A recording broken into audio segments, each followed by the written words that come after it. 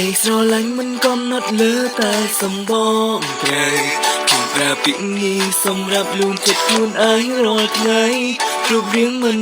ល្អតែខ្ញុំក៏មានក្តីស្រមៃចង់មានអ្នកកាន់ដៃហើយតែងតែនៅក្បែរគ្នាលើកទី1ក្នុងឆាកជីវិតខ្ញុំគិតថាបានជួបហើយជួបគូខ្ញុំហើយនាងគឺជានិស្ស័យស្នេហ៍នាងហូចឆាត់មកឲ្យខ្ញុំរាត្រីដែលមានភ្លៀងធំជួយមកខ្លួនទៅទឹកខ្ញុំនាងជ្រកក្រោមឆាត់តែមួយភ្លៀងឲ្យខ្លាំងមកភ្លៀងឲ្យខ្លាំងមកភ្លៀងខ្លាំងជាងនេះបានទេព្រោះខ្ញុំចង់នៅចិត្តនាងឲ្យយូរជាងនេះខ្ញុំខ្លាចថាថ្ងៃក្រោយមិនអាចមានពេលបែបនេះ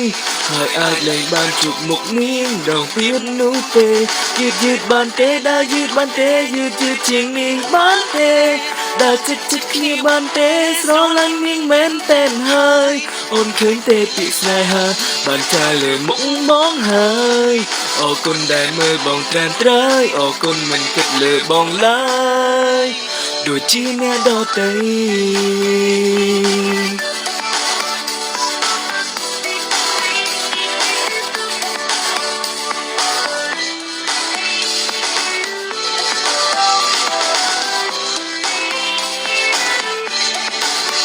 ស្នេហ៍ពិតមិនគិតការរលីធ្វើចិត្ត happy តទៅអរគុណដែលរំតែងនៅហើយស្រឡាញ់បងមិនគិតអ្វីធ្វើជាខ្លួនឯងដោយអ្វីដែលអូនបានស្រដីពីពេលទូទៅអ្វីមិនអាចបញ្ចប់នៅសេចក្ដីស្នេហាយើងបានឡើយ